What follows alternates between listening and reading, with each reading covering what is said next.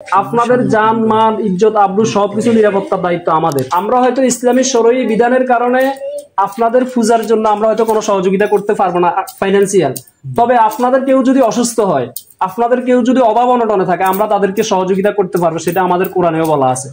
বাংলাদেশ যেহেতু মুসলমানদের সংখ্যা বেশি, হিন্দুদের সংখ্যা কম, এই ক্ষেত্রে হিন্দুদেরকে বলা হয় সংখ্যালঘু। আমরা আপনাদেরকে সংখ্যালঘু বলতে চাই না, আমরা বলতে চাই আপনারা এদেশে জন্মগ্রহণ করেছেন, আপনারা এদেশের বৈধ নাগরিক, আমরাও এদেশের নাগরিক। আপনাদের জান মান ইজ্জত আব্রু সবকিছু নিরাপত্তার দায়িত্ব আমাদের। আমাদের না? আমার রাসূল কি কোনো হিন্দুদেরকে দেশছাড়া করেছেন? আমরাও সে আদর্শের অনুসারী, আমরা কাউকে দেশছাড়া কেন করবো, বরং আমরা আপনাদেরকে বুকে টেনে নেব।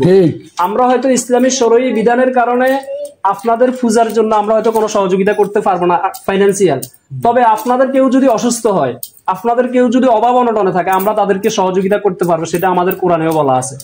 আমি আজকের এই জায়গা থেকে আপনাদেরকে বলতে চাই, মানিক দাদা তো দায়িত্বে আছেন, আরো যারা যারা দায়িত্বে আছেন, আপনারা আপনাদের এই হিন্দুদের ভিতর থেকে, হিন্দু সম্প্রদায়ের ভিতর থেকে যারা একদম অভাব অনটনে আছে, খারাপিনে কষ্ট করতেছে, চিকিৎসা সেবায় কষ্ট করতেছে, এরকম 10 জনের তালিকা আপনাদের দায়িত্বে, আমার ভাই আছে এখানে, আমাদের দায়িত্বশীল আছে, এদের কাছে আগামী 2-3 দিনের মধ্যে একটু পৌঁছাবেন, 10 জনের তালিকা দিবেন। আমরা ওই 10 জনকে আমাদের সংগঠনের পক্ষ থেকে, এটা পূজার জন্য নয়, অভাব অনটনে আছে, কষ্ট করতেছে, খাওয়ায় কষ্ট করতেছে, চিকিৎসায় কষ্ট করতেছে, এরকম 10 জনের তালিকা দিবেন।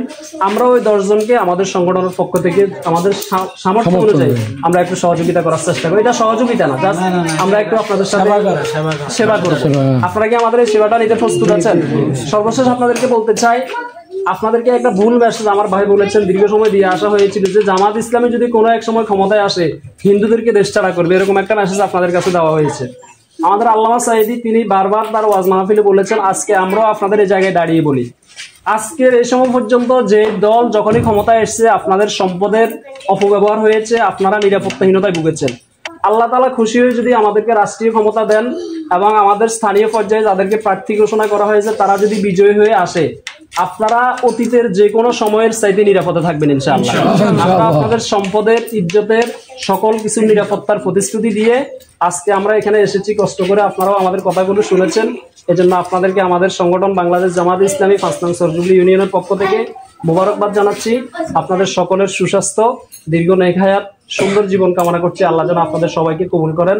আল্লাহ হাফেজ। ঠিক আছে, আপনাদের ধন্যবাদ।